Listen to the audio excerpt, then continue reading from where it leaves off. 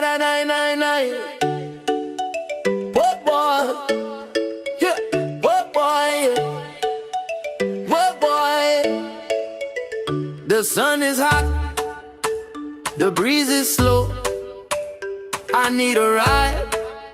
Where do I go? Ride, go. Yeah. That's the name. Island roads will never feel the same. Tap the app, just one click, hopping fast, it's real quick. Ride, go. Where do you wanna go? To the beach, to the street, let the island flow. Ride, go. The good vibe show, fastest growing ride, everybody know. Ride, go. Where do you wanna go? To the beach, to the street, let the island flow. Ride, go. Let the good vibe show, fastest growing ride, everybody know. Where do you want to go? Are you a progressive young leader, a proactive emerging executive, a rising professional? Then you need appropriate cover for your vehicle. Introducing the Pro Motor Plan from Beacon. Car insurance that includes free loss of use, windscreen cover up to $3,500, free special perils, free accident forgiveness. Get Beacon's Pro Motor Plan today. Don't procrastinate. Call Beacon today at 440-4447 or visit beacongrenada.com.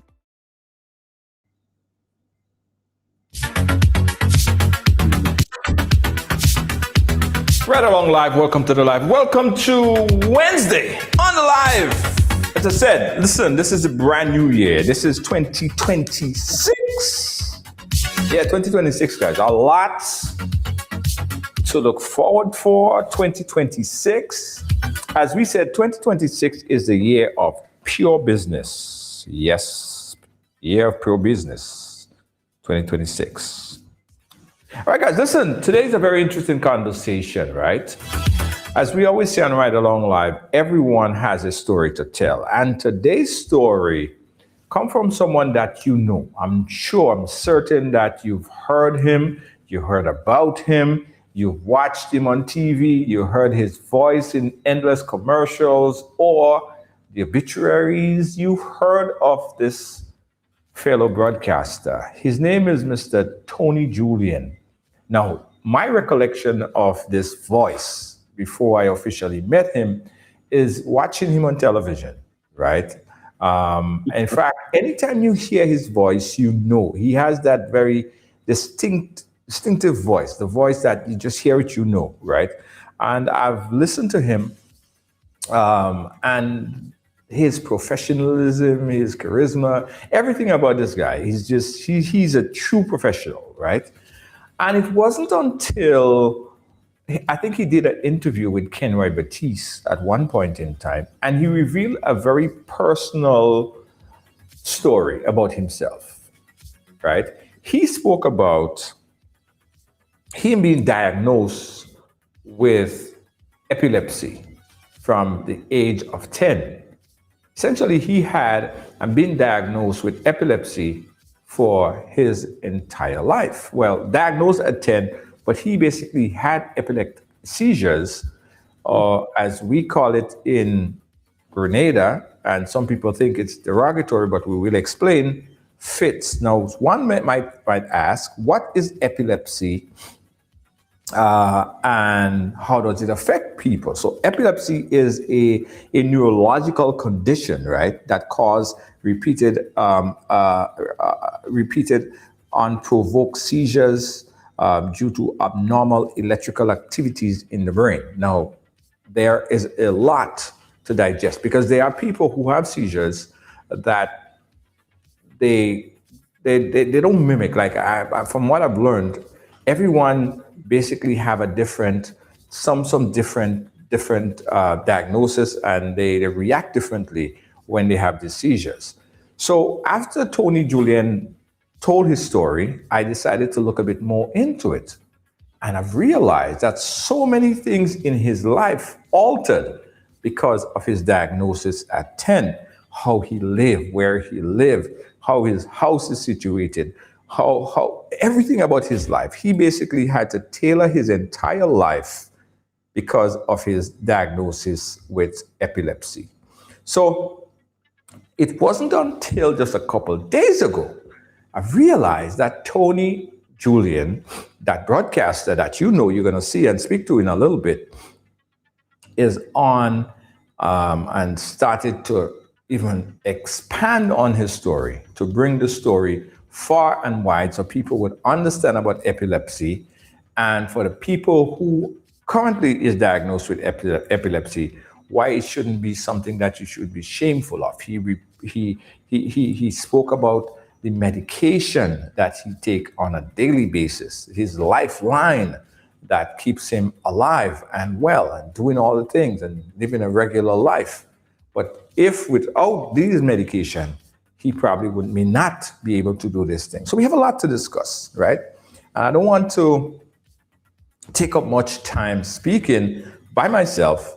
Instead, I want to introduce you to this amazing broadcaster, Mr. Tony Julien, newscaster, radio personality, veteran broadcaster. Mr. Tony Julien, thank you so much for accepting the invitation to come on the ride. Thank you so much for joining us here.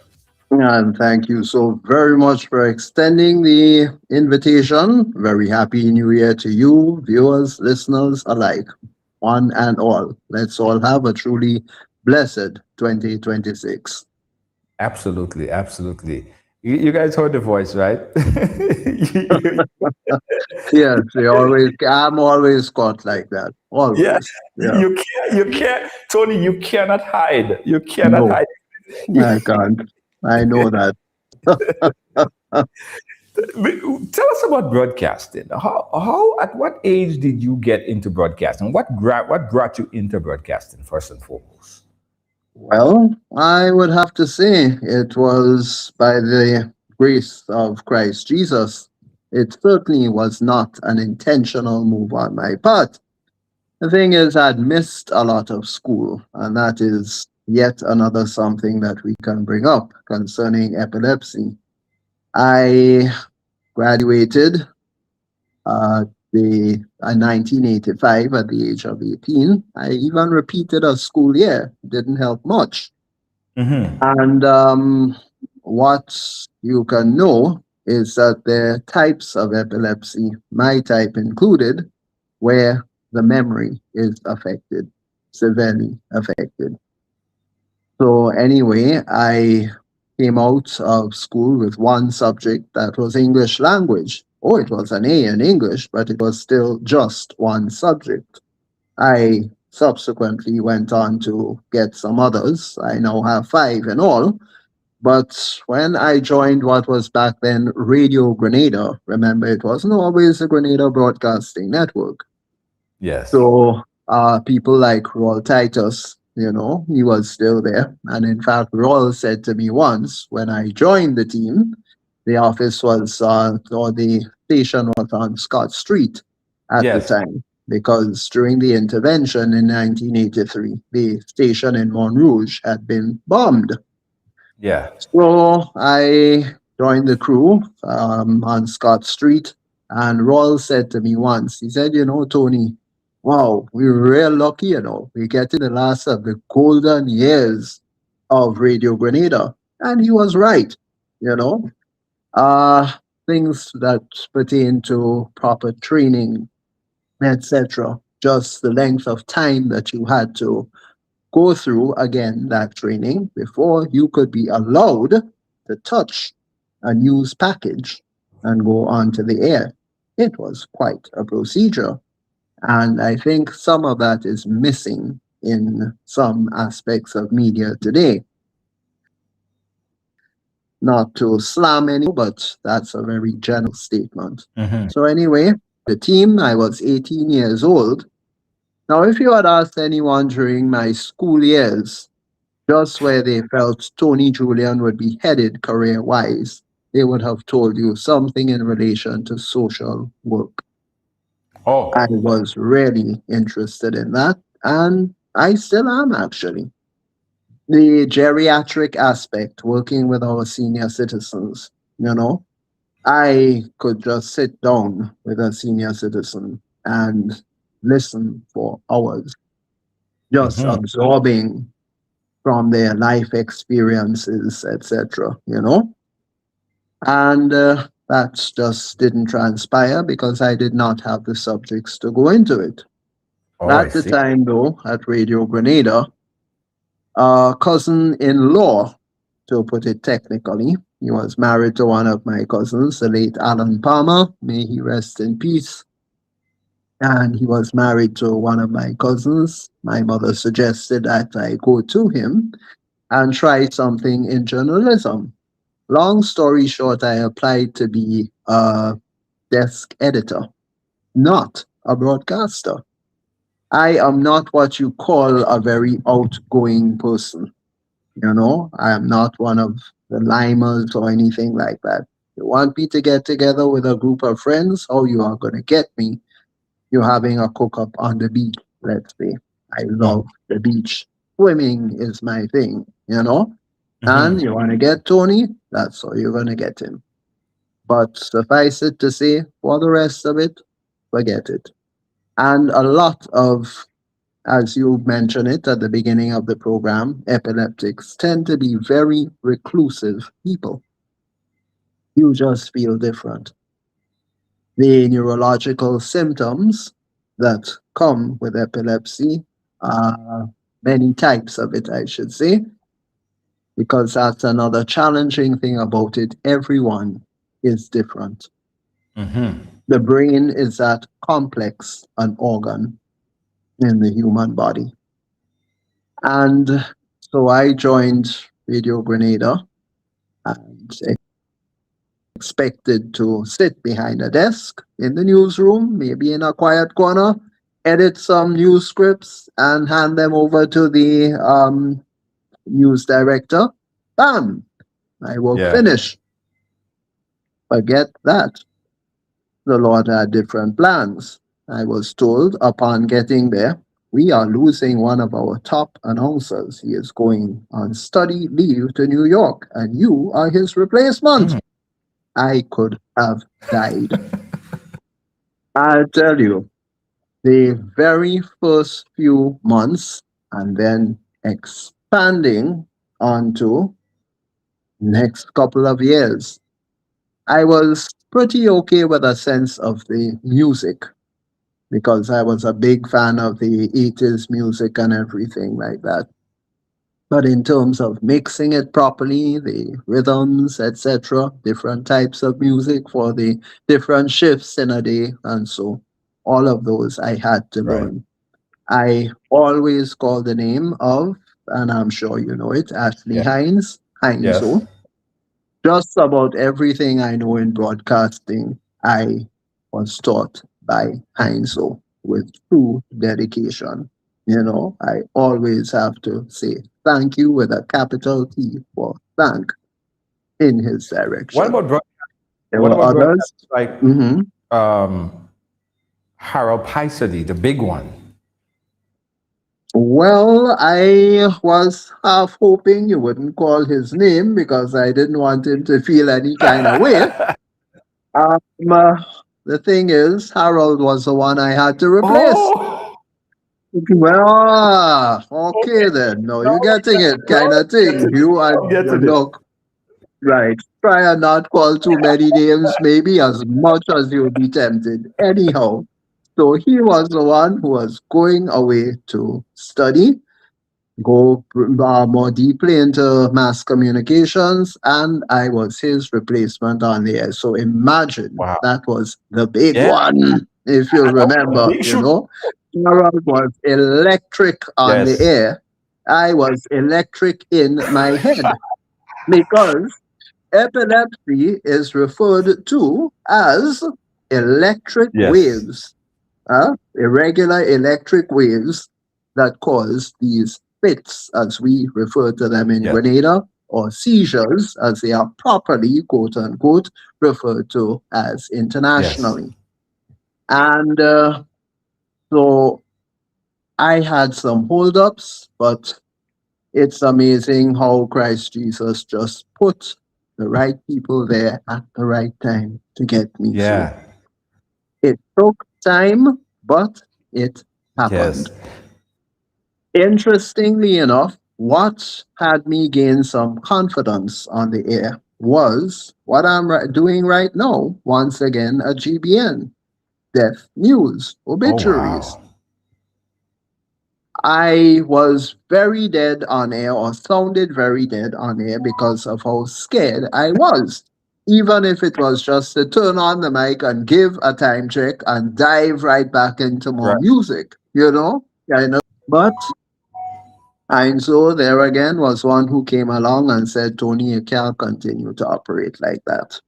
Well, I got into the obituaries, and calls started to come into management. You know, Mhm. when a Julian boy reading a death news, it sounds like you're real sorry for the people who lose their loved one. And wow, that just fed me.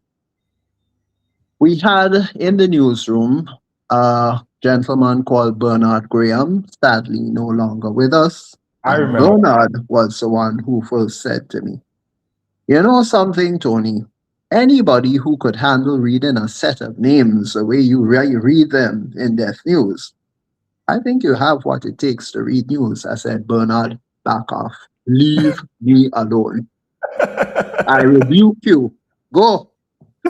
And he just kept on, and he and Heinzo just got together, and wow. In those days, you did not just start reading news like that. Back then, we had the 10 o'clock news update, which was a preview of midday news, and Right. then the 4 o'clock news update, a preview of the 6 o'clock evening news. Yes. And you first had to prove that you could sound professional enough in recorded updates before Yeah. they'd let you read the updates live. Then from the live updates, you co-read. In my case, I co-read with Bernard Graham, Aha. Ashley Hines at the controls, and then slowly you were allowed to read the midday news on your own, with Bernard sitting on the side just in case you flopped. And he could jump in, snatch up the newscast from you, and commercial break. And when Heinzo comes back to you, you hear Bernard Graham, not a flopped out Tony Julian. It never played out like that, but that is how it was designed. And that Right. is my point. Back then, everything was wonderfully structured, you know, Yes. Yes. and that helped. But on the side, well, not really on the side, on the inside, that epilepsy was getting more intense. Right. I I want to go had back a done little bit. some, yeah, go I on. want to go back a little bit, right, with the diagnosis, because we learned Mhm. that you basically had this all your life, what you were diagnosed at 10. What brought you or your family to say, you know what, let's get an official diagnosis as to what's happening with Tony? What were some of the things that you was exhibiting, and why was the diagnosis? Why did they bring you to do the diagnosis? I'll tell you that you have different types of epilepsy, different types of seizures, there are different causes. Also, please note, not because someone has a seizure or even a few seizures means that the seizures can be described as a medical condition referred to as epilepsy. That Uh-huh. has to be diagnosed by a specialist, preferably a neurologist, as you'd call that specialist. And so, how this whole thing began with me. My mother had had a very difficult time in delivery. She had me not, well, she had me at the age of 35. Mm-hmm. Back then, it was considered a fairly latter set of years in which to have a child. You're Mm-hmm. talking 1968 when I was born here Right. in Grenada. And she started in labor in a clinic in Richmond Hill. Again, I don't want to call any names, but those who are around at the time would know who I'm referring to. And this Mm-hmm. is not to take that person down in any way. And to be quite honest with you, I don't know what caused my mother's complications in delivering. She had to be brought to the general hospital, and another doctor there inserted into her what are called forceps. Forceps have not been legal to use in Grenada for a little over 20 years now, for the very reason of potential head injury. Not only are they liable to cause, if misused, a condition like epilepsy due to injuring the baby's head, but it can also cause cerebral palsy. Cerebral palsy, for those who are a little vague on the term, that person, you will definitely see the symptoms because that person will have challenges with movement, basically, you know.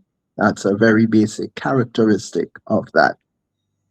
But what happened in the case of my mother when the forceps were inserted and my head was gripped, and they used the forceps to pull me out of her, and I sustained an injury on one side of my head. Now, for those who are seeing this program and not just hearing it, the brain has what you refer to as temporal lobes, one on either side of the head or of the brain, roughly behind each one of your ears, which is why I'm gripping behind my ears to show you roughly where. And it was one of my temporal lobes that got damaged when the forceps gripped my head and I was pulled out with them. So you could say pretty much the injury that caused my epilepsy I garnered before I took my first breath. Oh. I have always remembered one of the symptoms for temporal lobe epilepsy. The temporal lobes are involved in hearing perception, memory, and emotional control. A few other things, but those are some of the basic things. The very first thing I mentioned, hearing perception, it was noticed that from time to time and in ever increasing interludes, I would just hear things in a different way. You and I, for example, would be speaking. Suddenly, I'd just get your voice coming to me or hear my voice coming in a different way. It is very hard to describe. And to be fair to myself, I have never, in all my years as an epileptic, and that's 57 years now, I have never seen a properly described aura, or what used to be called an aura, A-U-R-A. Epilepsy or temporal lobe epilepsy is the most common type of epilepsy. It is highly researched, and so as they research, terms are changed. The aura became to be known as partial seizures. Partial seizures are now referred to as focal seizures. Focal simply meaning that very specific points of the brain are affected.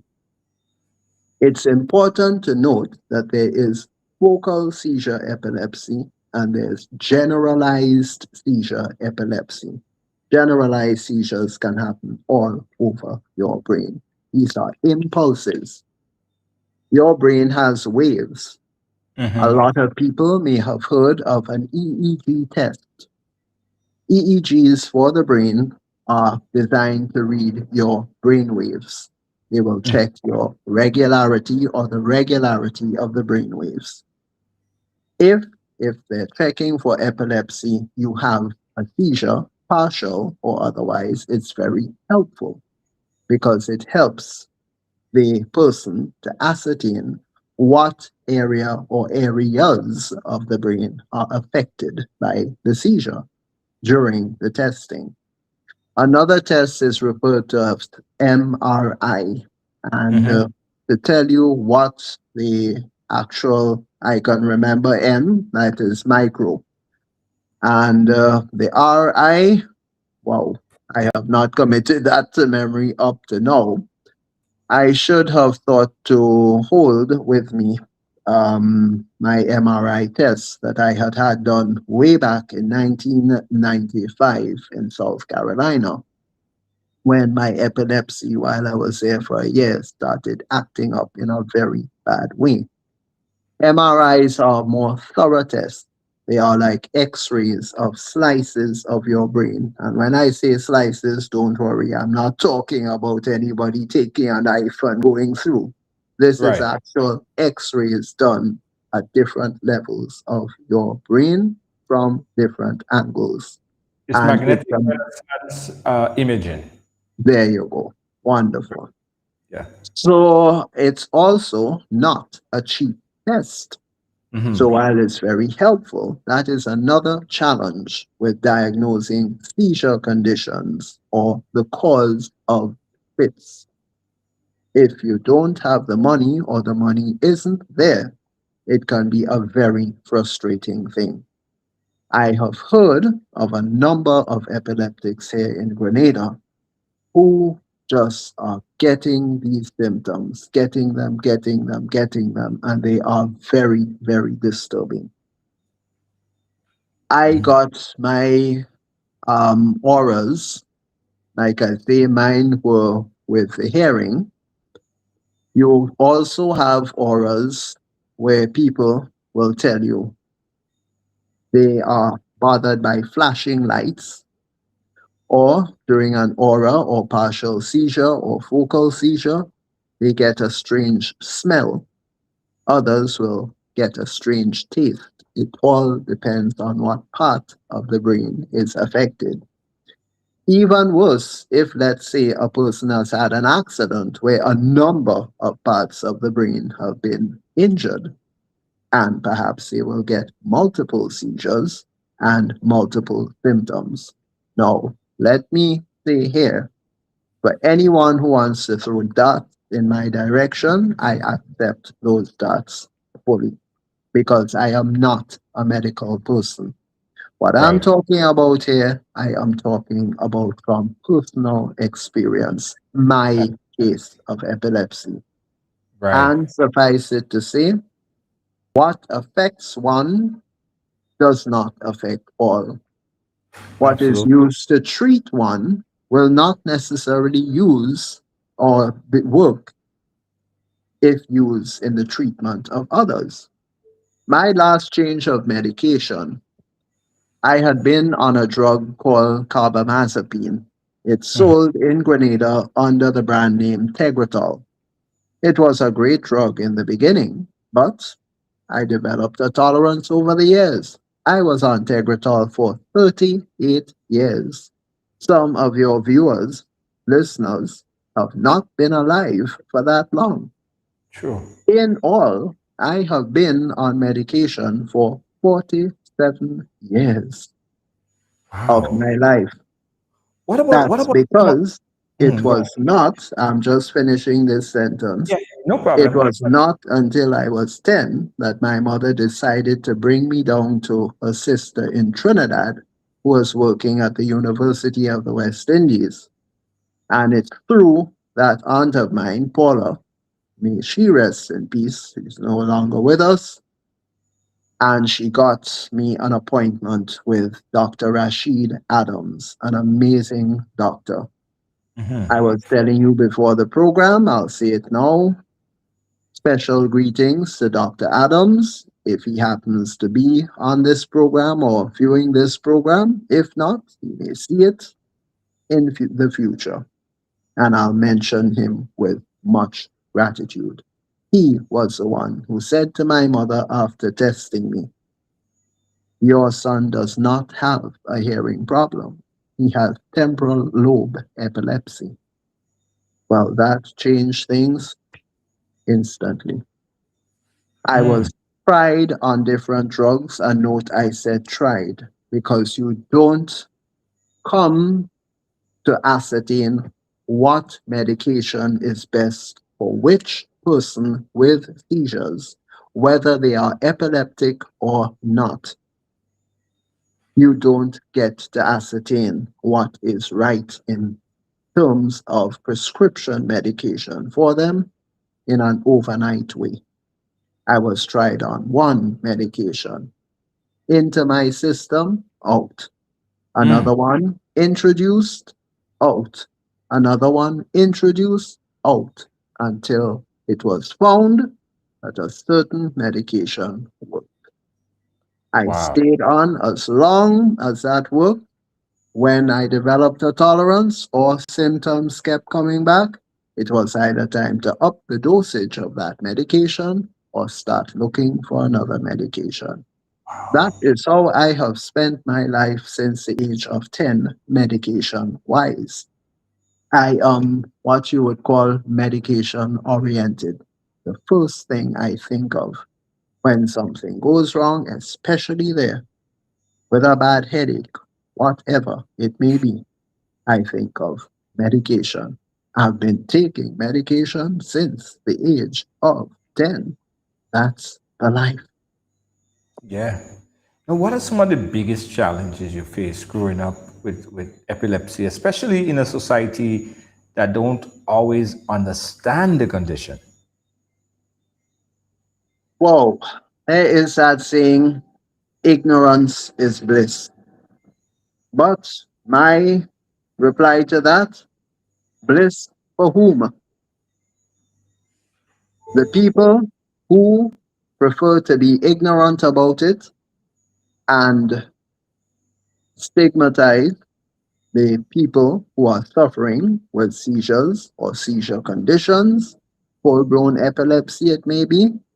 I had a cousin who recently died of epilepsy. He used to go out minding his own business. People would just find that it was fun to tease him. It would get him frustrated.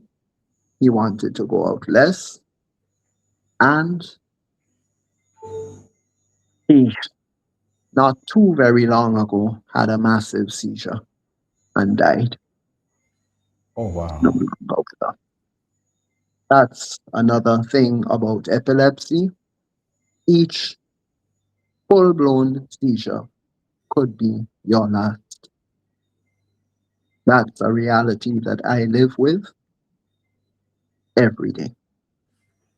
Wow. Another thing is, as you say, and I really don't blame people, it's not an easy thing living around such a condition. Way back in 2007, there was a lady, like I say, I liked social work a lot. And I used to volunteer with a couple of organizations. And this lady and I decided to have a go at a relationship. After 1 week, was a Saturday, I always remember, and this was quite a few years ago. The medication that I was taking just did not work that day.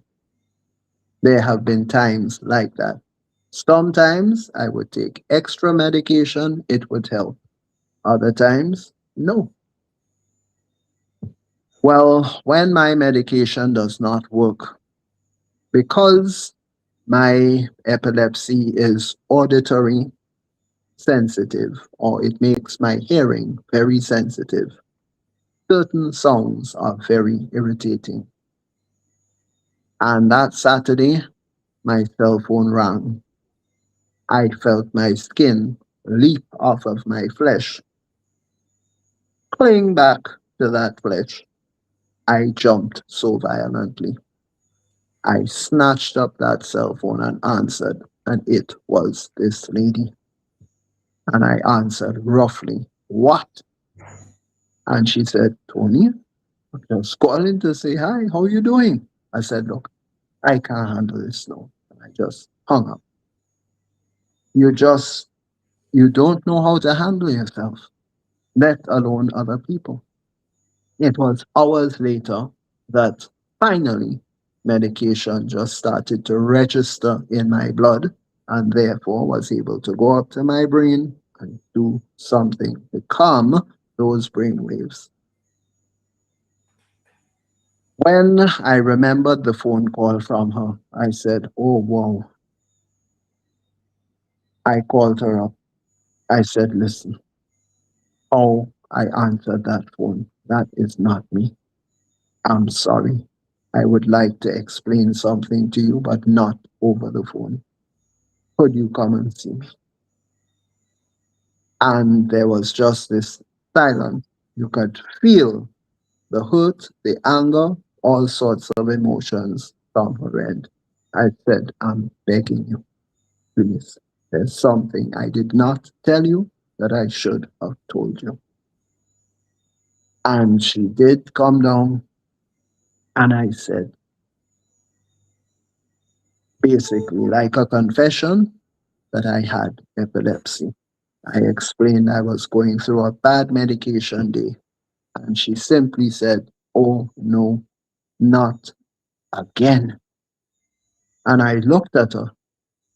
I said, "Look, it's not always going to be like that. I promise you, it doesn't always happen like that." She held up her hand and she said, "No, that's not what I mean." She said, "It's not the first time." She said, "My last boyfriend, his brother, was epileptic." He said, "Tony, every time I went to see my boyfriend and his epileptic brother walked into that room, the atmosphere changed. I couldn't take it. And I broke off with him, the boyfriend." She said, "Tony, you are going to need the kind of lady that when you are having such situations, he is going to come running to you." He said, "Tony, I'm sorry. I'm just not that one." Do you know, that made me like her even more because she was so honest with me. Before her, I had been actually planning my wedding. And again, not going into any names or so, that relationship broke off because that lady had had a medical concern of her own. The thing is that she was wonderful with my epilepsy. She knew what to do. She came from a medical family. She knew the tone to speak to me in, how to move around me, noises that would irritate me. She just knew how to move when I was having a bad day. It sounds very selfish because somebody listening to this would think, well, hey, what about her and her needs? And they would be right. But epilepsy is this kind of condition. Like I say, there are people who have it even worse than I do. This way that I am on your program, Junior, and I'm in front of a camera. In my workplace, I'd be in front of a microphone. There are epileptics who have it so badly, they cannot leave their homes. There are some people who get up to 12 major, massive seizures in one given day. I am now on 3 different types of medication. There are some people on 5 different kinds, 6 different kinds. And with all that medication, still get seizures, fits, whatever you want to call it. They can't leave their homes. They are that ill with it.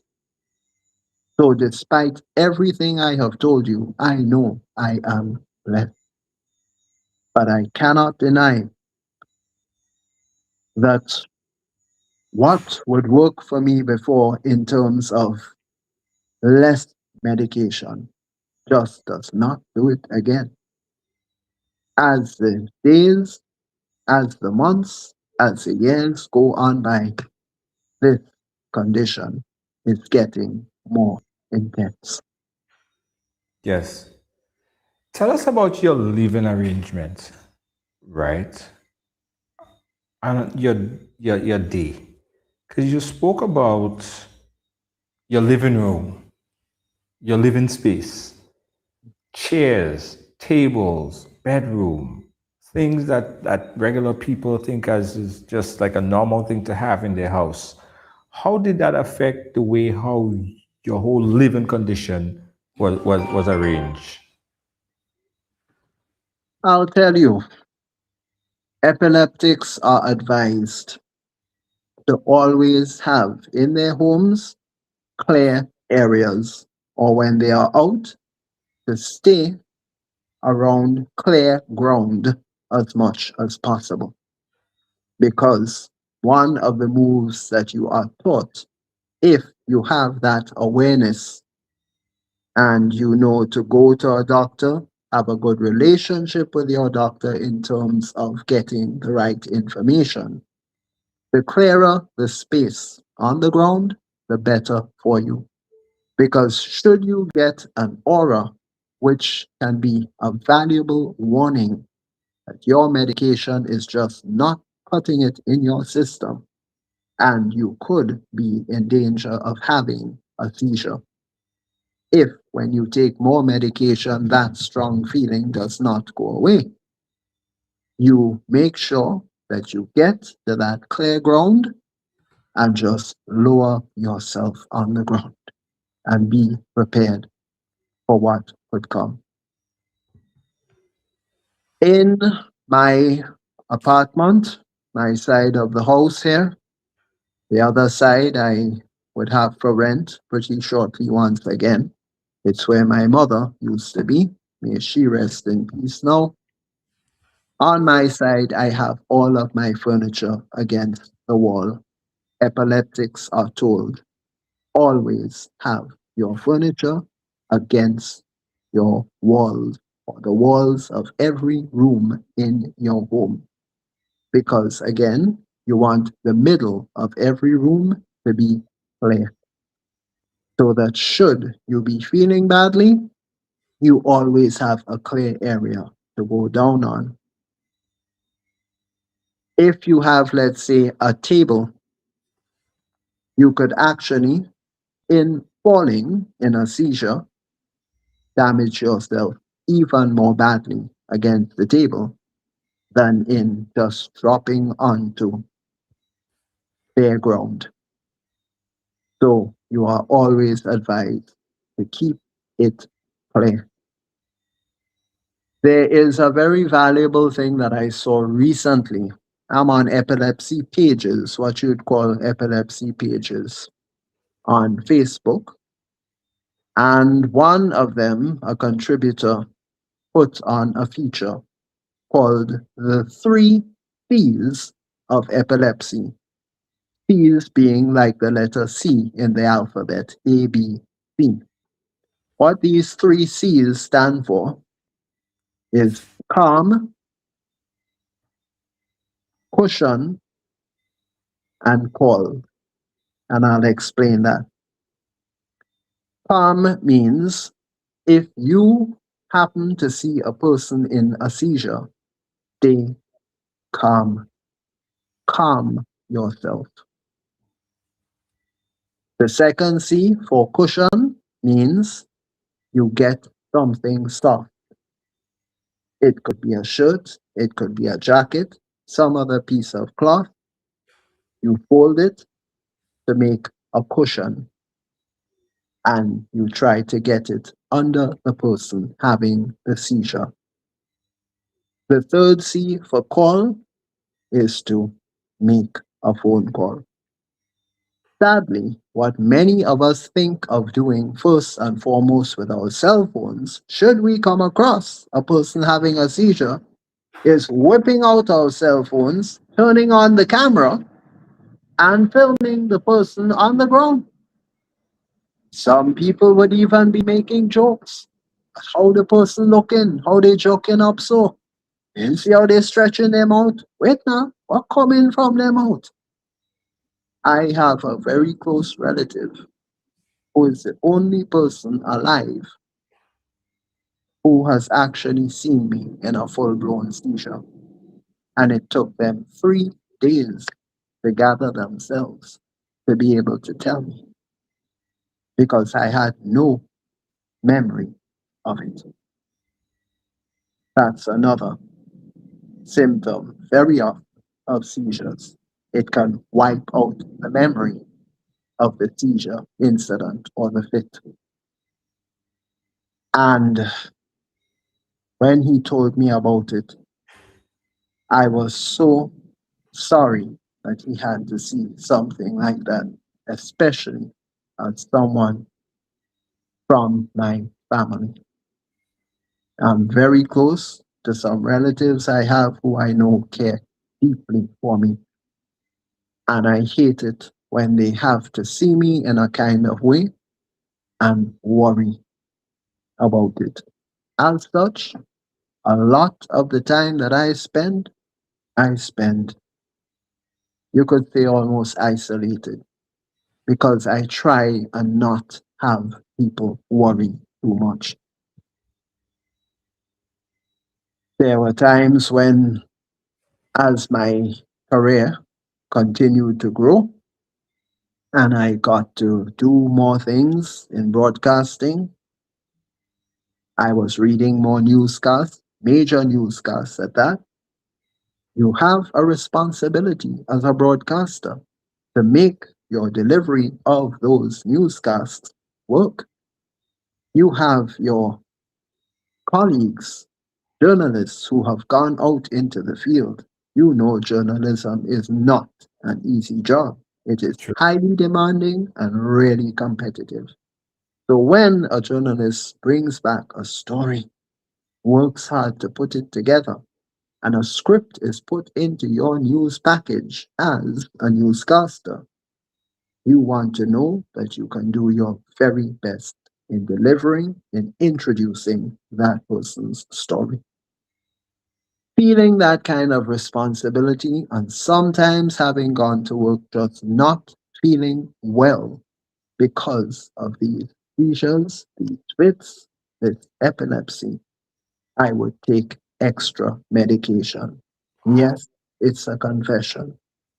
I have abused medication on many occasions for all of the years I've been taking it.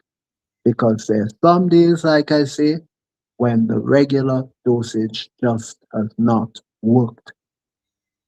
I do not like saying this often because I do not want another person with a similar condition, medical affliction, using that as a license to do that. It is a very dangerous thing to do. Far better to go back to your doctor and get rechecked, maybe having it considered that you have something added to the medication that you're already taking. Quite frankly, I will tell you, from the years and years ago when I was only on one medication for epilepsy, I just resisted going back to a doctor, knowing in myself the medication I was taking was working less and less, and I might need what you would call a combo. That is, adding another prescription medication to what you are already taking. Now, remember, when you're taking this medication, there are organs in your body that have to deal with getting rid of the residue, quote unquote, of that medication, Yes. along with your having to deal with some rough side effects. The medications that I take, two of the three of them give me headaches with each and every dosage. I have to get rid of the headache from the last dosage before I can take the next dosage. So I take medication in the morning, medication in the evening. Sometimes some of those headaches can be stubborn. I drink a lot of black coffee. Yes, I genuinely like the taste of coffee, praise the Lord. But what I'm going after when I drink all of that coffee is caffeine. Caffeine has a way of advancing the effectiveness of painkillers like aspirin and Panadol in your blood.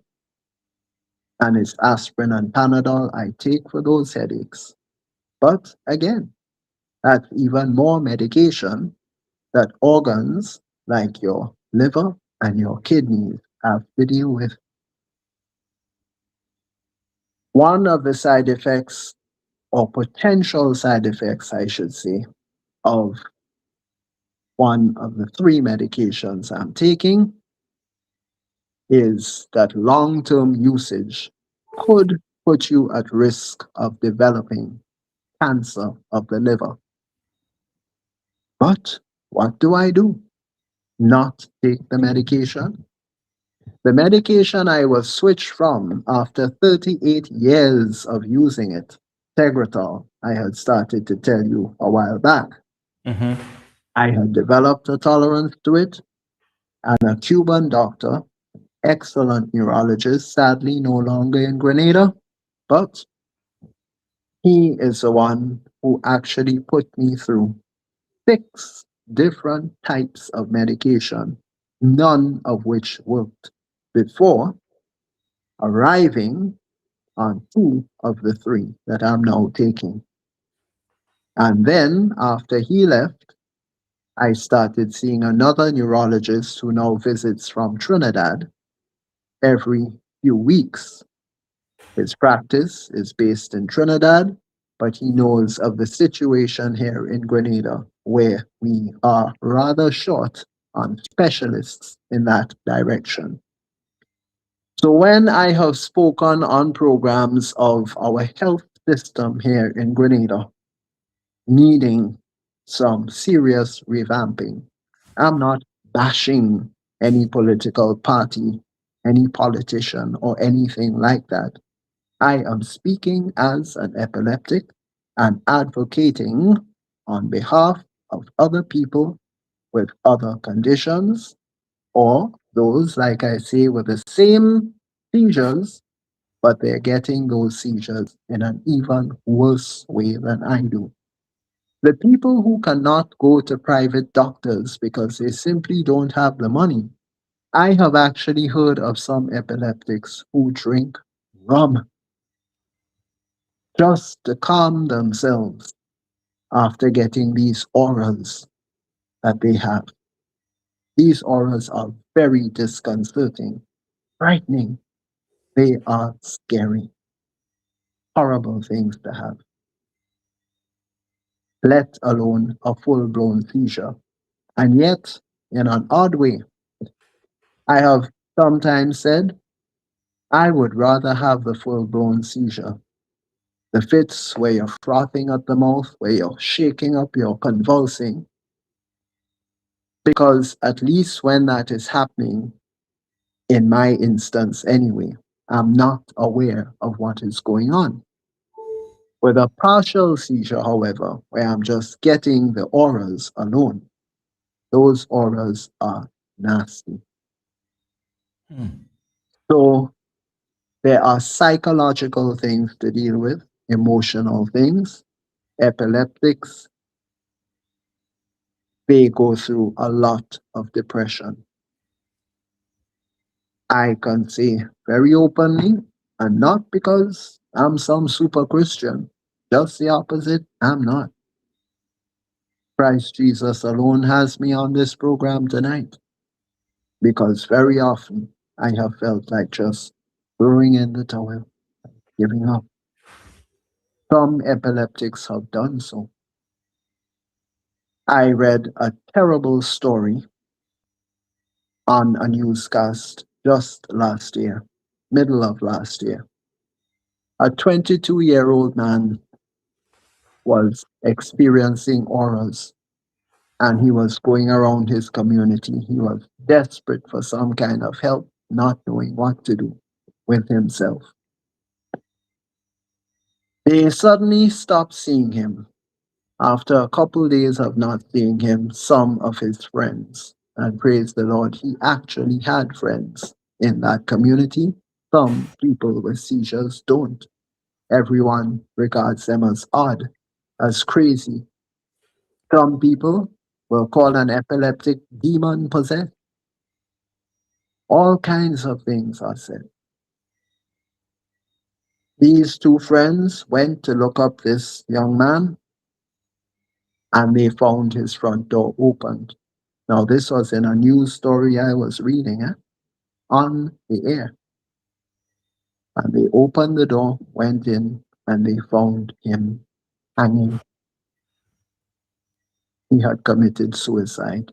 He just could not take it to find.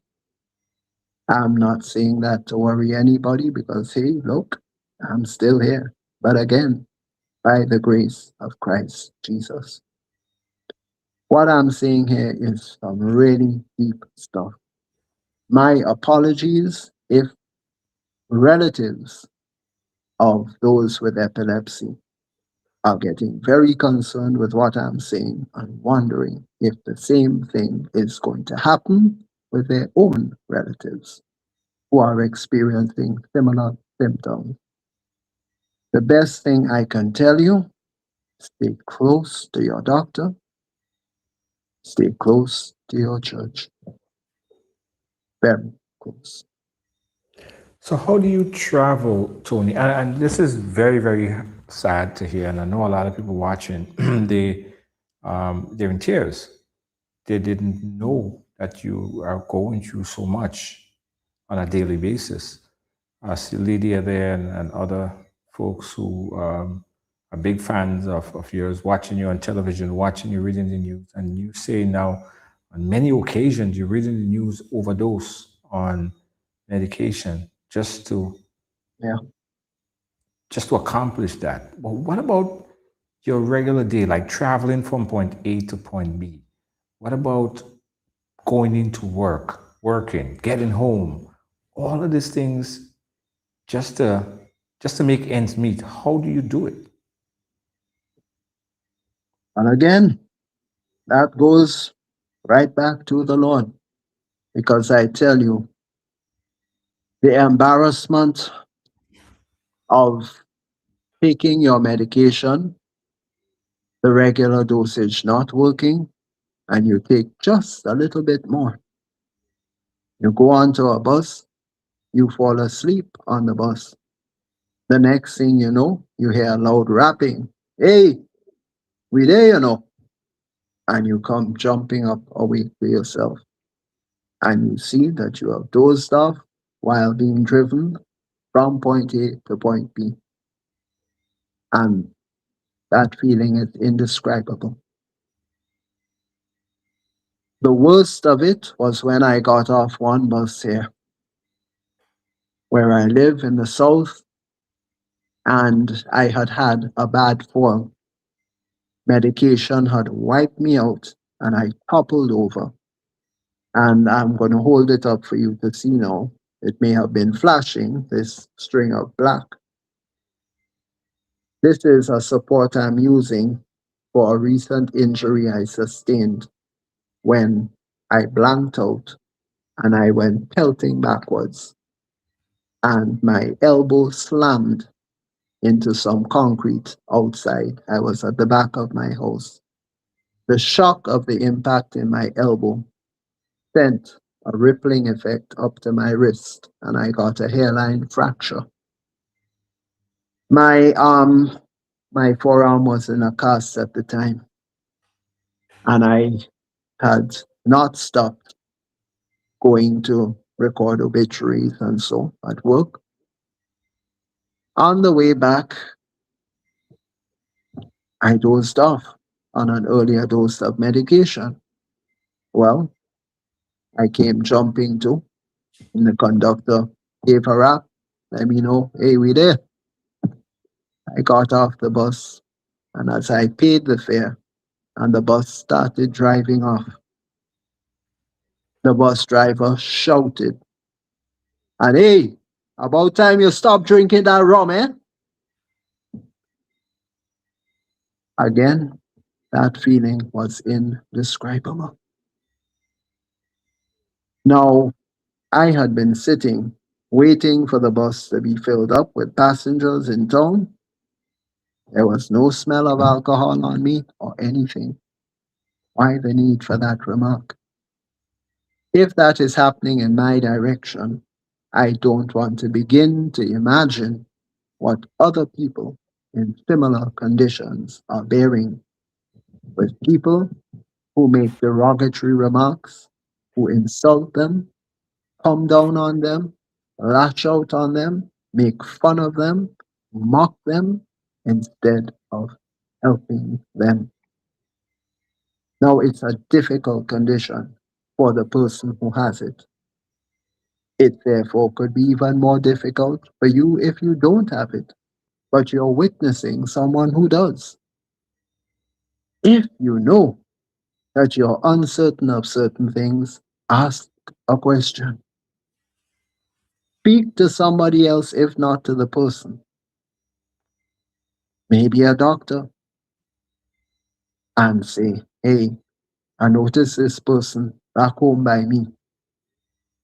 And you describe how it is that you have seen them. And at least try to garner some information as to what you can do to be of some kind of assistance, maybe indirectly. Because, like I say, it's not an easy thing to see someone in a seizure. The very first time I went on YouTube and saw someone in a seizure in a video on YouTube, I clapped my hands over my eyes and I said, Christ Jesus, please tell me I don't look like that when I'm having one of those. And I just felt this weight on my heart. And instantly I said, Lord, forgive me for saying something like that. Because the first thing that should have been emitted from me was some note of compassion, especially given the fact that I'm going through the same thing. So we have to start reaching out more to each other in helpful ways, or I'm going to say it abruptly and it may not be well taken. If you are not going to say something helpful or constructive, maybe you shouldn't say anything at all. True. That is so true. Tony, this is heartbreaking, by the way, to hear your story. This is deep for a lot of people to even digest. For me, it's an emotional conversation because I could just imagine, I visualize, so I could just imagine the process, how you feel, and I'm really sorry that you have to go through this for all these years. I did not know. I did not know about this. Clueless. And that's something I had mentioned earlier. And I think I get that from my mother by and large. She was rather like that, in the same way that she would hide things from me just to not worry me. I chose to be very silent about a lot of things for as long as I could. I'm speaking out now because, like I've told you, the condition is intensifying in certain ways. I may be facing another medication change of one of the three types of medication, and I'm not looking forward to it. It's not an easy procedure. And yet, rather than feeling in that way, in my direction, on your part, let's remember something else that I said. In no way, Junior, do I have it anywhere as badly, anywhere near that. as quite a few others right here in Grenada.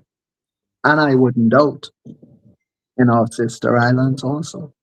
It's just that there are people with this condition, they would rather die before they let you know that they have this condition. So, And as it stands right now, how often does this happen? How often do you get a seizure? I more get partial seizures. Now, in terms of the full blown ones, what is medically referred to as tonic clonic seizures, but I won't want you to, or listeners and viewers, to worry too much about that. You can maybe look it up a little later.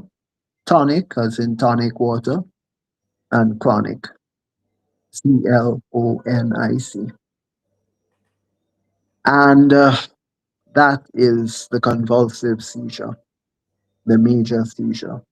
I am what you call nocturnally active. It means I get my tonic clonic seizures in my sleep. Oh, Instantly, you would think, well, if you're sleeping, Tony, how you know for sure that you had one? Well, you feel your muscles aching in just about every area of your body. In fact, in parts that you didn't even know your body had muscles in because the convulsions were so violent.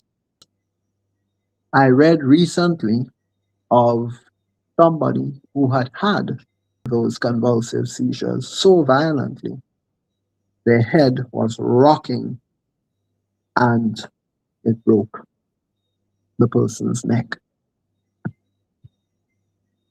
I have tried to sleep upright as much as possible in an up-seated position, mostly because of the headaches that I get from the medication I take. So when I take the evening dosage, I would get headaches in my sleep. The first thing I have to do when I wake up the next morning is drink that load of black coffee along with taking an aspirin and a Panadol to get rid of that headache before I can take my morning dosage. While doing that, I may notice, wow, my tongue is sore. And you go to the mirror and you stretch out your tongue and you see blood and you realize that you've bitten your tongue during the seizure. Another thing, and I am really stretching it here, it's not something that I've spoken about often, but there are epileptics, myself included, who have urinated on themselves during a seizure. When that has happened to me, and praise the Lord, it's not happened often, I was reduced to tears on those occasions. There are some who have defecated, or as we would say commonly, missed themselves during a seizure. If some people think that's funny, well, laugh. But for the epileptic, the person who has had the seizure, and that's occurred, there is nothing funny about that. You have to get up, go to the bathroom, clean up yourself, and the emotions that you are feeling while doing that are stinging. It's not easy. And yet, here I am. So to Christ Jesus be thanks and praise. wow. I guess what a lot of people want to know, what could the community do? What could we do? Is there anything, any assistance that we could start to make it easier for you, to just better your daily life? Well, the one thing that I can think of is not so much for me. but an outreach to people with such conditions in general. Because, like I told you, I know that mine is far from the worst case in Grenada. Once I know that others are being reached out to, people who simply cannot afford to even see a doctor, let alone get the tests that a doctor may want to send such a person to have conducted on them, so it can be ascertained what is causing the seizures, because many, many things can cause seizures. Like I say, because you have a seizure or a fit does not necessarily mean it's epilepsy. That is up to the doctor to ascertain. But testing is expensive. Plus, after that testing, let's say the person is diagnosed with epilepsy. That's a long search for medication. It may be, blessedly so, that not too long after the person is tested on different types of medication, something is found that works. But it doesn't always happen that way. Like I told you, my last medication change, I went through 6 different types of medication before the ones I am on now were settled on, because they were controlling my seizures. One of the dangerous things about side effects is they can actually affect the mood, the intensity of mood swings, depression. So maybe a person may have to have antidepressants added to what they are taking for the seizures. But again, that is not something for that person to decide and make a move on for themselves.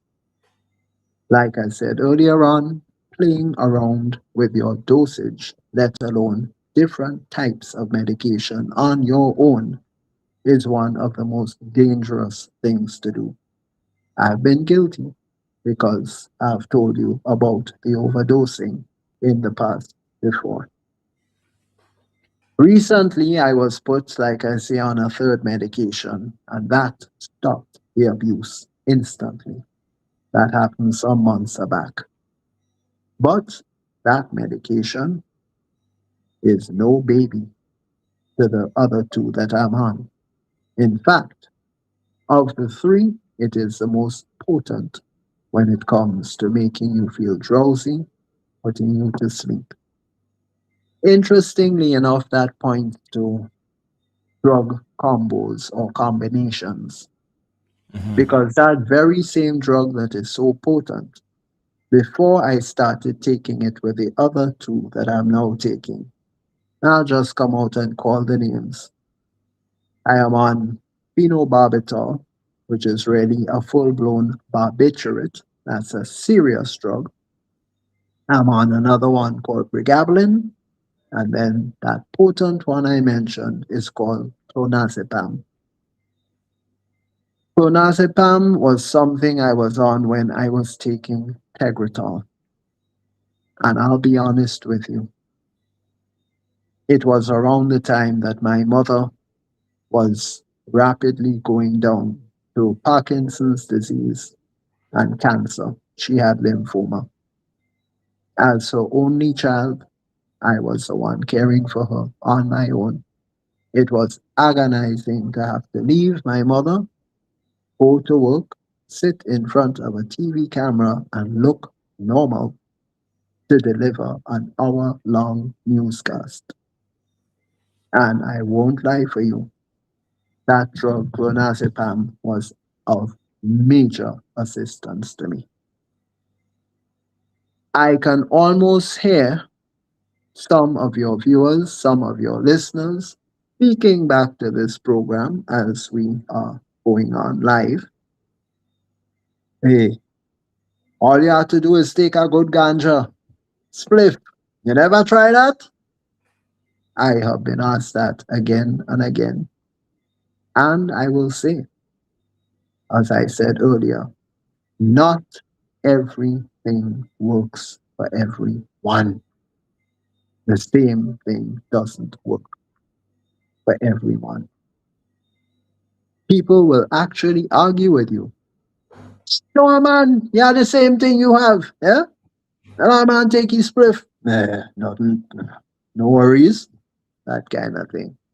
Well, hey, if it works, I'm not going to say yay or nay. Who am I to judge someone? But one, you have to be careful with the legality of certain things, Yeah. how you obtain what you take.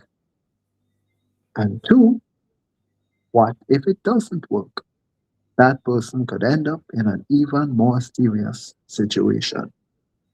In fact, the three medications that I take for epilepsy are what you call controlled drugs. That means, in my instance, I can't just go time after time, let's say every month in, to get a refill of my prescription. My prescriptions have to be renewed every 3 months. And every time I go into a pharmacy to get a refill on a monthly prescription, I have to sign my name in a book. Because if it is found I'm coming back a little too soon for a refill, it could be an indication of, you got it, I'm sure, abuse. Yes. So there are so many things that come into me. And in terms of, as you asked, helping such people, I would just like to see our communities in general reaching out to individuals they know are among them with such conditions. Be a little more understanding, be a little more sensitive if you can't be an, a hands on help, I should say. There are some people who actually believe, amazingly enough, watch. If you see somebody on the ground and they beating up like that and frothing and thing, don't touch them, you know. You don't catch it too. Amazingly. That is a belief that still exists. How dumb. And maybe there again, there are people picking up those proverbial darts and shooting them in my direction for saying that. But let's grow up. Come on. Even if you don't want to touch a person in that situation, take out your cell phone and rather than turning on your video camera, call 911. Get help. Yes. Yes. Um, hmm. Tony, listen, let me ask you this because earlier today I really wanted you to get on this program, so I sent a taxi for you to get you home. Was that helpful than taking a bus? Is that more helpful if you were to travel by yourself? Because I'm sure something could be arranged to make it even better for you. Quite frankly, I once upon a time before the condition got so intense, I used to drive. I'd love to be able to drive again. You just have to be more careful. I'll tell you what, though, as wonderful a suggestion as that may be, as splendidly as it may come across, you know, sometimes there is purpose behind pain. I heard that in a sermon very recently. I look at a lot of gospel TV. I like the sermons, the encouragement, that kind of thing. And a preacher preached on that recently. The painful things in life when we go through those storms led by the Lord. it can shape us in amazing ways. So while getting from point A to point B, if I have assistance, wonderful. But I'd rather be able to call for that assistance.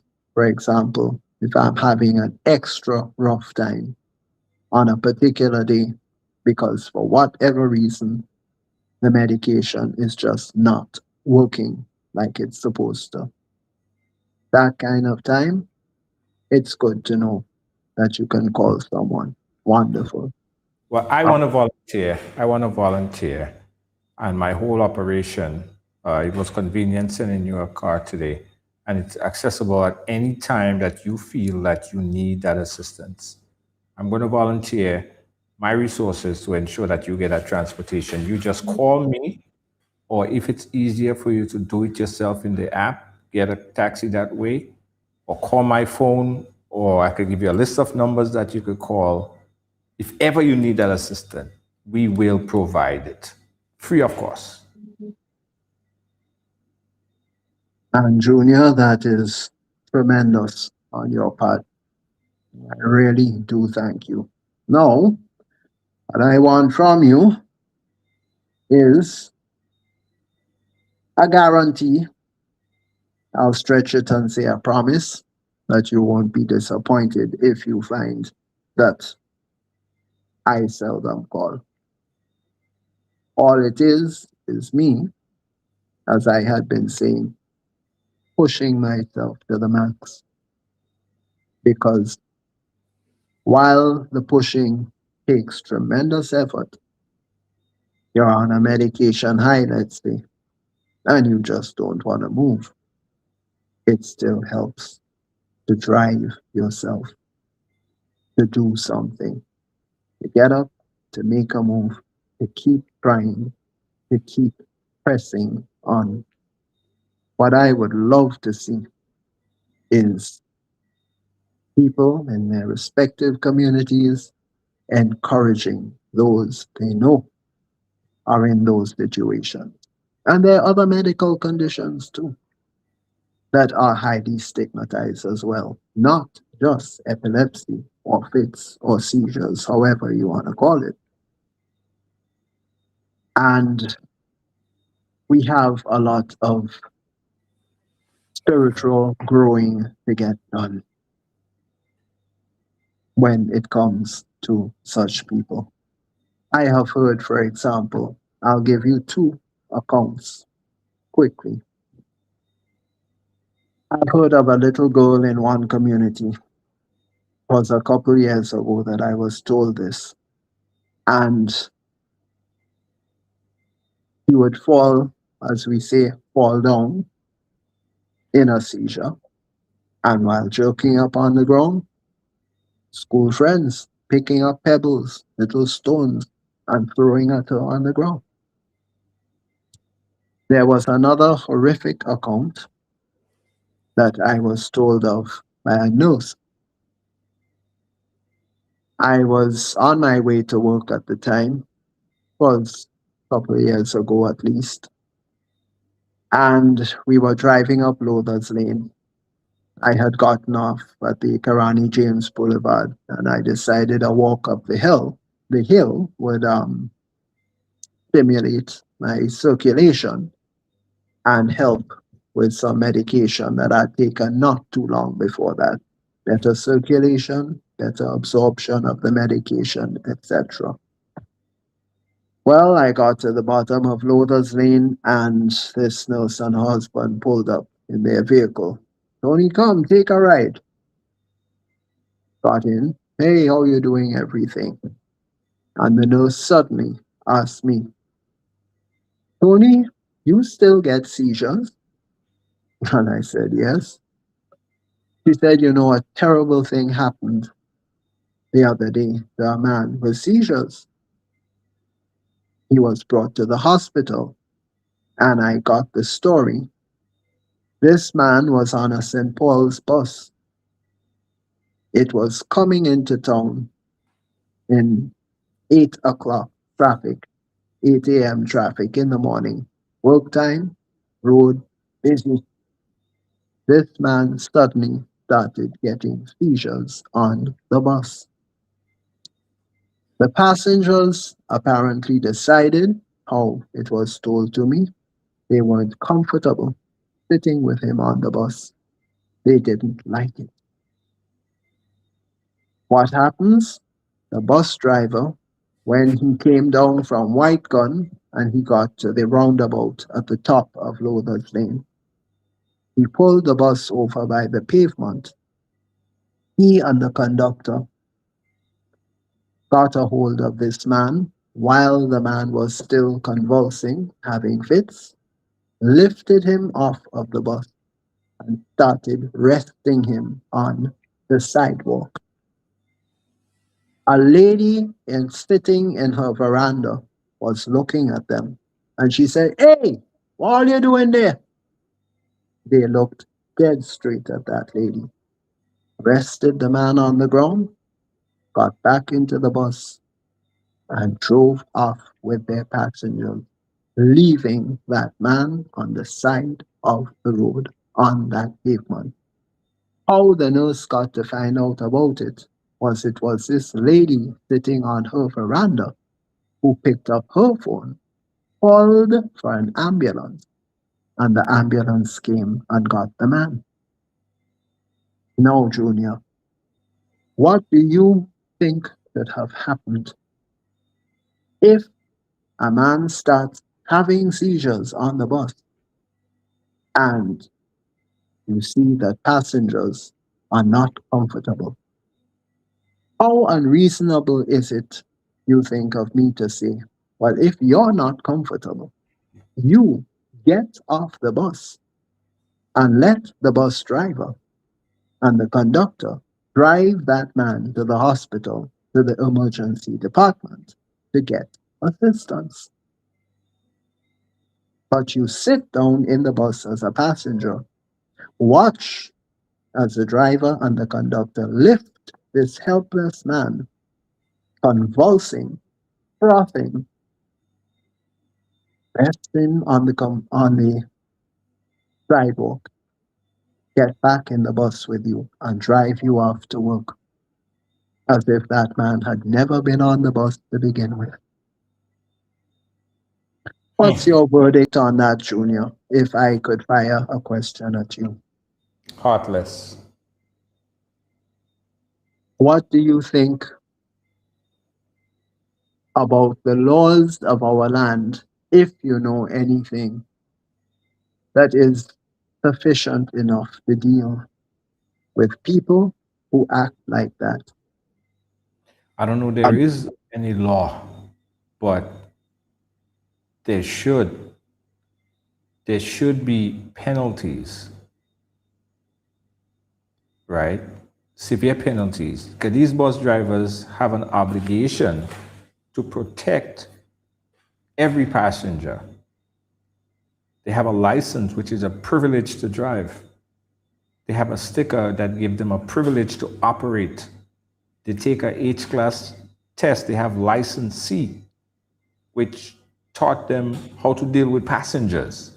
They took a written test that gave them knowledge how to operate passengers. And that is to have a driver's license is not a right, right? To have a driver's license is a privilege. And that privilege should be taken away for someone so heartless. That's just my feeling about this story that you just shared. Well, I'll finish it by saying when I heard that from the nurse, I felt every pore of my skin stretch open. I was so enraged, I have to confess. They got me to the top of Lothers Lane. They were not going all the way in the direction I was, which was GBC or GBN, I should say. When I got there, I just went into the studio straight. And I told the announcer on duty, I forget who it was. I said, that song you're playing, take it down. I have something to say on the air. as mildly as I can put it, because my emotions were really high at that moment. They did what I asked, and I saw from my peripheral vision, I saw them sitting in the corner and they were just pulling back into their feet as I recounted the tale. And I said into the microphone, I said, I just pray that I never find out who any one of you on that bus. Because do you realize if something had happened to that man, let's say that fit was his last, because as I said on your program earlier, Junior, every major seizure can be your last. He could have died. And I said, do you, as passengers on that bus this morning, realize if he had died, each and every one of you would have his blood on your hands in varying degrees? Don't Yes. let me find out who you are. And I just turned off the mic and I put up the feeder on the console so that the music could start playing on the air again. And I just said over my shoulder to the person as I walked out of the studio, thanks. And they called out, Tony. I didn't want to stop, but they said it again, Tony. And I turned around. They said, Tony, wow, that really happened? Yes, according to a very, very professional, highly reliable nurse, and that nurse is also a friend. You would make up something like that. They said, Tony, a shame.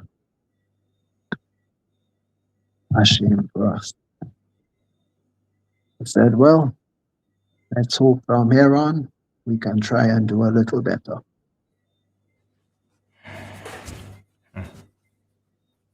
So it's about reaching out a little more.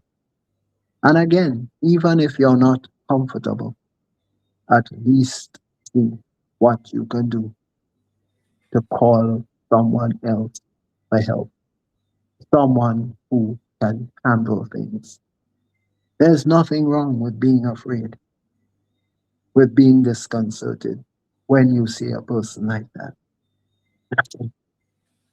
We are all human, but all for help. Yes. 911 is one of the easiest numbers to remember. Yes. Tony, I thank you for chatting with us. One last thing before we end this program, this conversation here today.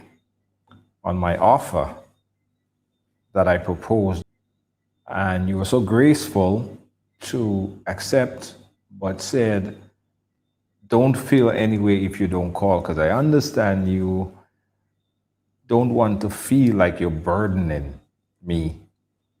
But I want to reiterate that it is not a burden on me. In fact, it's a blessing on me to provide that assistance to you. So I hope that you call. I pray that you call. I will be grateful if you make that call, because I would hate for you to be in the position like what you just detailed here. Now, also see this as not an expense to me or my company. See this as a blessing. Because what we created, I think, is for the same and exact purpose that you're talking about. So I hope that you take me up on the offer and you call as often as you possibly can if you need to move from point A to point B. And I will be more than grateful to provide that service to you. It's not a burden. And again, Junior, that is much, much appreciated. I Truly, thank you. Thank you so much, Tony Julien, chatting with us here. This is a very emotional program. I see folks on the live, people are crying, people didn't know, people were unaware. But a lot of people are sending out positive blessings your direction, Tony, and I wish that this year, we're into the brand new 2026, this year is better than next year. And we could conversate again and have you around for as long as possible. You are such a blessing on me. From a broadcaster point of view, I grew up listening to your voice. I think sometimes even how I speak and articulate sometimes the tone, and the broadcast, I think I kind of mimic some of Tony Julien because you were in my head. And I appreciate you for being just you. And continue, Tony, to do the great job that you are blessed and put here for. And again, I am here to help in whatever way possible to assist. And I'm sure other riders as well will be just as kind to offer any assistance that you need going forward. I thank you so much, Tony Julien, and I really appreciate this conversation. And allow me to quickly say, but in a very underlined way, on behalf of all people who go through such afflictions, I thank you for affording me this opportunity, not just to speak for myself, but on behalf of them also. And allow me to make an appeal to all who have such individuals in their respective communities. Reach out to them. It doesn't have to be physically. A simple phone call can make such a difference. A call for help. Yes. Thank you once again, Junior. Thank you so much, Tony Julien, broadcaster extraordinaire. Thanks again. Tony, we'll keep in touch, my brother. Lock in the number, put it on speed dial.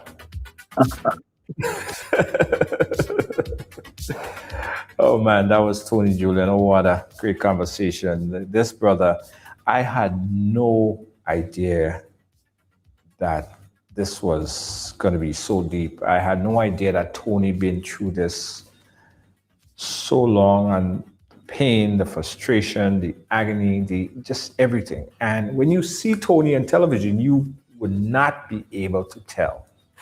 When you hear his voice on the radio and he reads the obituary and he puts so much emotion into every name in those obituaries, you would never believe that his story was so deep. Hence the reason why we say that everyone has a story to tell. Your story empower others, right? His story empowered me. His story even gave me more idea on how I could use the resources that we have to help more people. And I'm going to do just that. They say to who much is given, much is expected. And I think we as a community need to do more.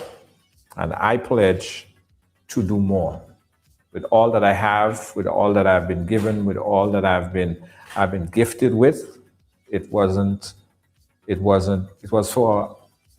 for the use of everyone. So I thank Tony for bringing that realization and that rationalization to me here today.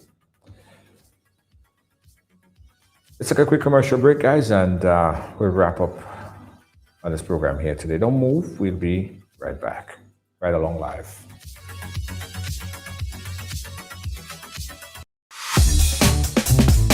Hi, I want $10 on Playway, $20 backup on Pick 3, and cash for each, please. Okay, are you adding multi-X to your bet? Yes, multi-X, all of them. Smart! Best value bet.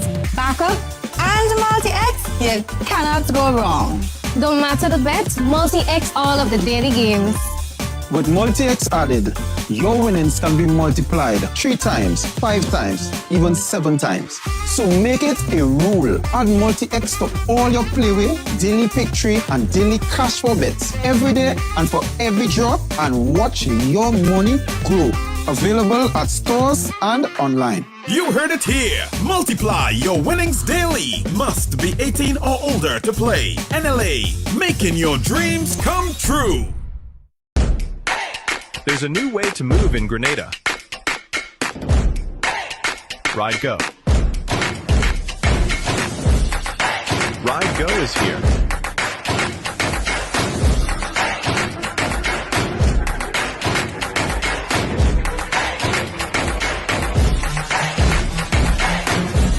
Ride Go. Where do you want to go?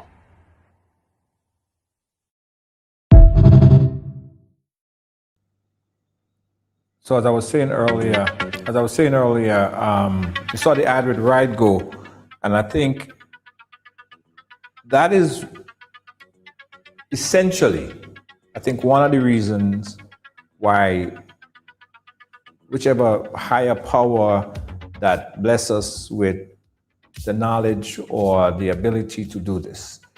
Now I remember I went to Richmond, Ladigue area. And I was sitting in the veranda of Miss Bernadette, right? I call her name. She's an avid viewer. Bernadette Sanders Claus. She lives right in Richmond there. Bernadette, if you was hiding where you live, sorry, I blow your bubble there.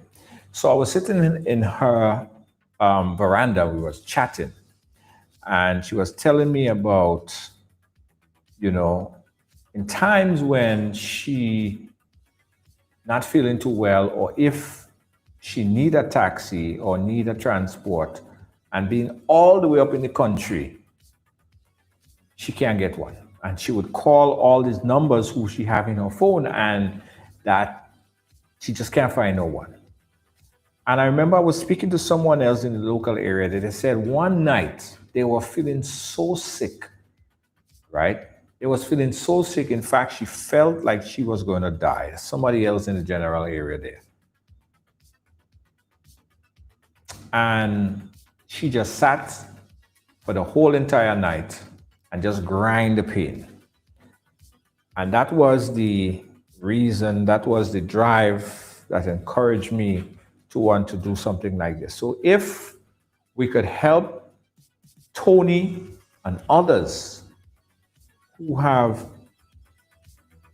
not problems, but they may have difficulties, we are more than willing to help.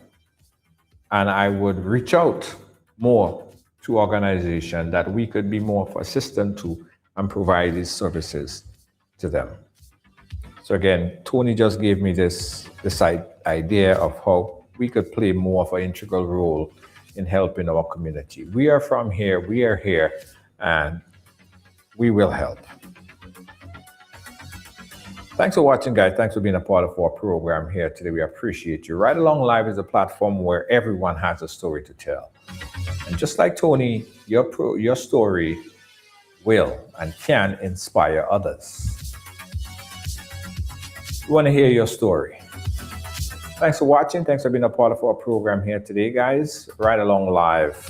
On behalf of all of our production crew here on the platform, Lois JJ, our senior executive producer, we say thank you and good night. Oh, before I go, I got to tell you guys about, where is it? We're going to Africa. I told you guys about this, right? Where is my Touch Africa? We're going to Africa, guys. We're going to Ghana from April 16th to the 26th. Yeah, Touch Africa. We're going to touch Africa once again. So we had some limited spaces. We opened up more spaces. The first batch was sold out. And it's your opportunity to go to Ghana if you have not been to Ghana before. Write this number down and call this number tonight. If you want to go to Africa, Ghana, and walk through that door, the gate, the door of no return, we will return.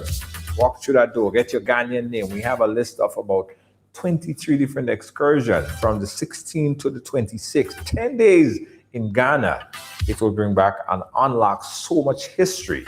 Write this number down, guys. Write this number down. Write this number down. Write this number down.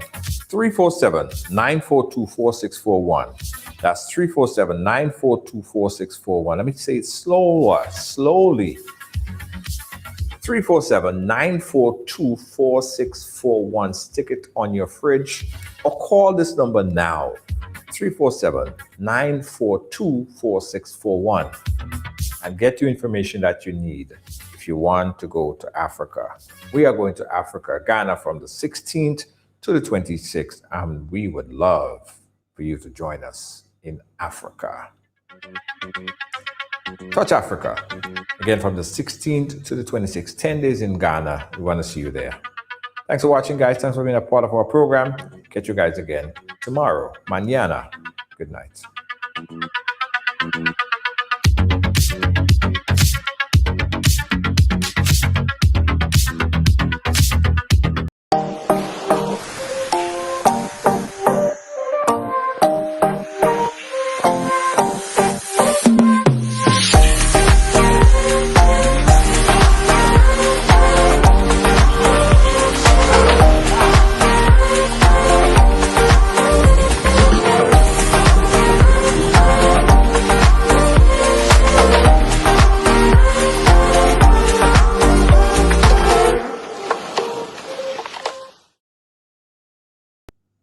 The sun is hot, the breeze is low.